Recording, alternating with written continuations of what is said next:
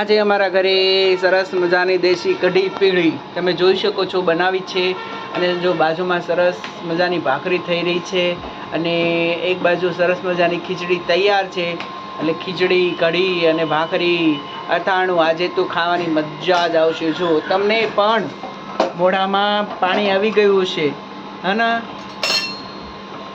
હમણાં 10 જ મિનિટમાં અમારી કઢી દેશી કઢી રેડી જે અમારા કાઠિયાવાડમાં બહુ જ વધારે બને છે અને આ અમારા ગુજરાતીની ફેવરિટ એટલે ભાખરી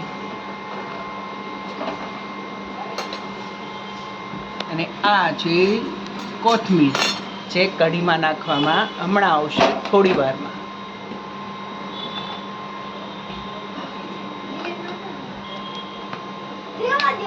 સરગવાની કઢી છે, સરગવાની।